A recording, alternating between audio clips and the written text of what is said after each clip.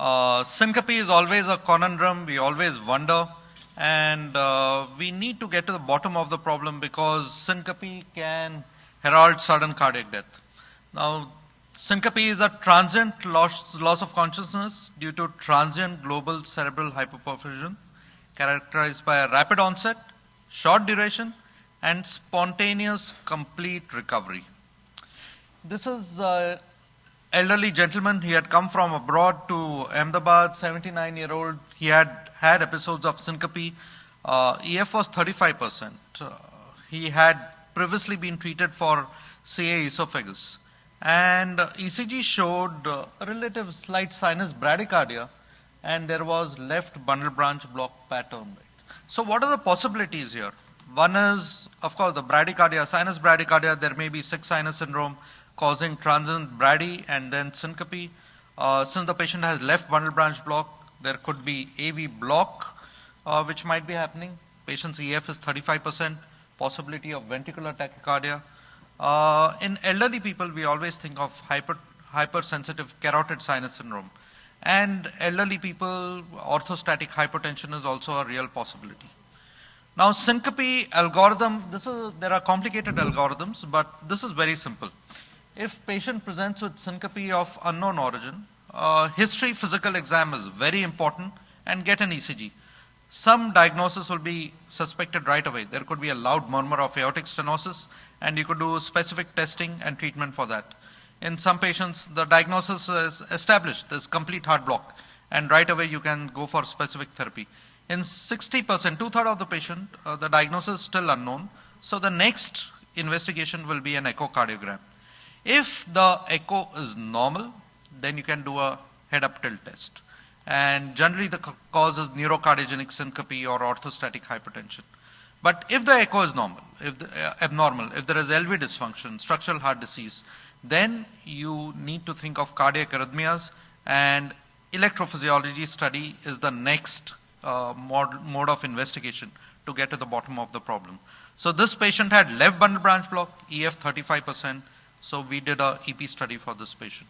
And right away, when I put in these catheters into the heart, this is in the right atrium, this is in the bundle of his region, the heart is enlarged, there is cardiomegaly, and I could see that the HV interval is prolonged.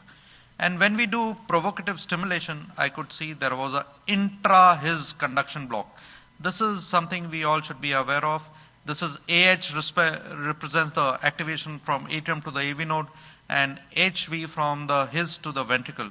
And in this patient on atrial extrastimulus, there is H1, H2 prolongation, this intra-His conduction delay.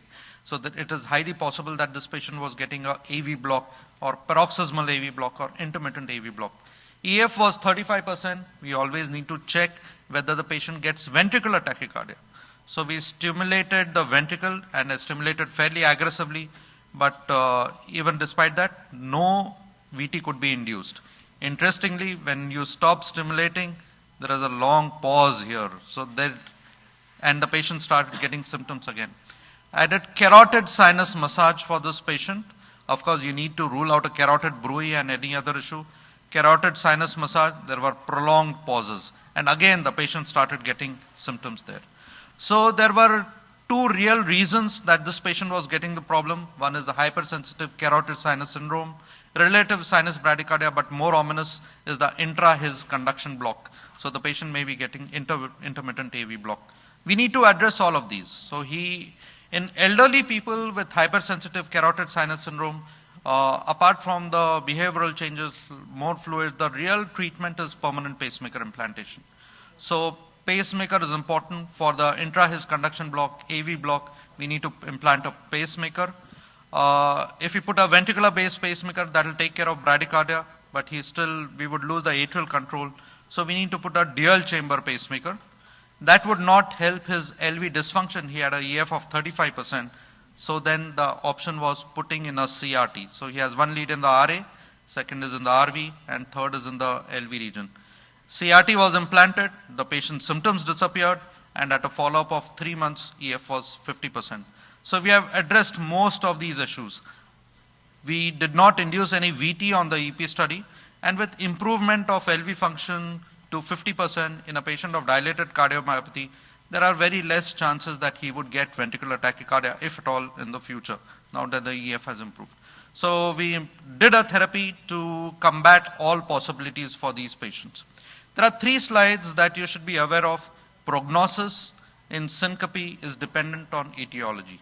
For a non-cardiac cause of syncope, the prognosis is fairly okay. At end of 5 years, mortality is 30%. But if you think of a cardiac cause of syncope, cardiac arrhythmia, structural heart disease, mortality is 50% at the end of 5 years. And 30% sudden cardiac death at end of 5 years. Whereas in non-cardiac syncope, sudden cardiac death is rare. So this is very, very important. When we evaluate a patient for syncope, the history is most important. If it is a young patient, frequent episodes, the patient gets premonitory symptoms like nausea or blurred vision.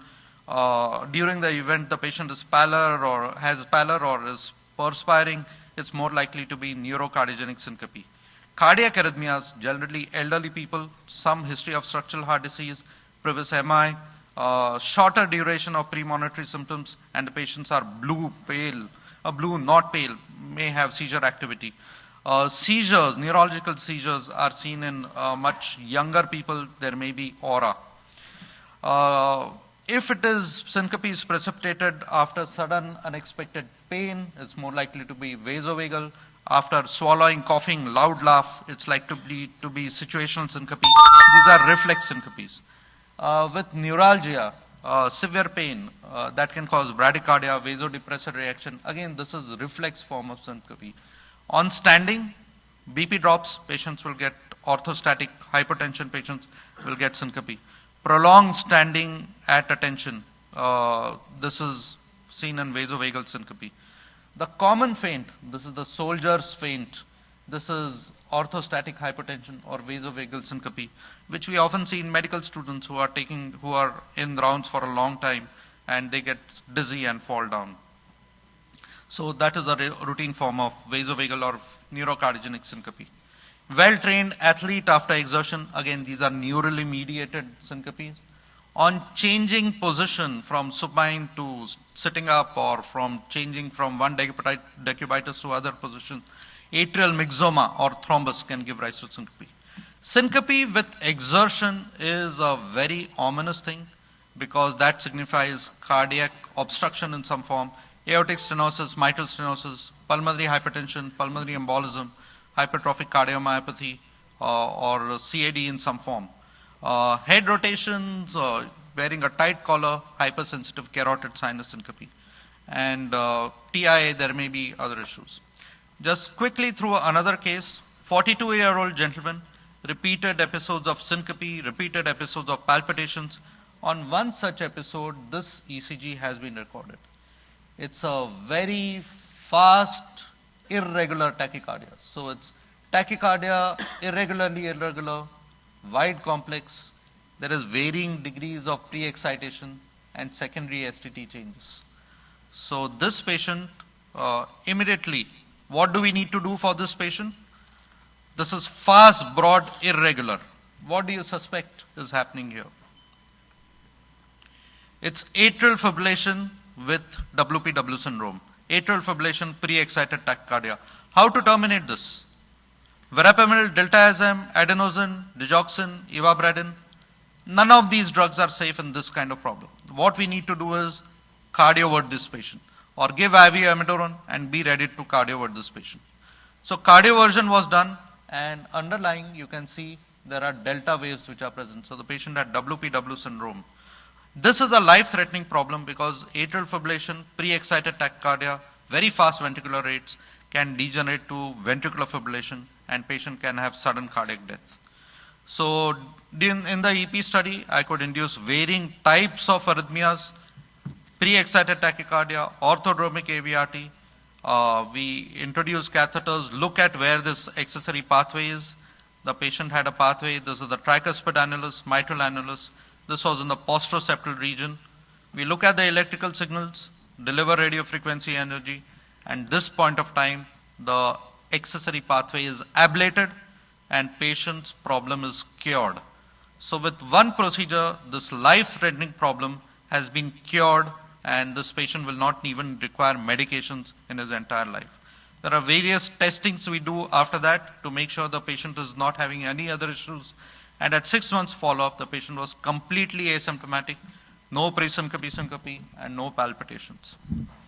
So prognosis of syncope, like I said, it depends on etiology. Cardiac cause of syncope has very dismal prognosis. You need to get to the bottom of the problem. Cardiac cause of syncope may herald grave prognosis. Clinical evaluation is most important. History and a detailed history of every single episode that the patient had will lead you to the problem, to the solution. Investigations have to be judicious and along a logical train of thought. You cannot do all investigations in all patients. So you have to have an algorithm in your mind on how to take care of these patients. Therapy can vary from simple behavioral changes like a neurocardiogenic or vasovagal syncope to invasive and interventional management like in these patients of arrhythmias. Thank you very much.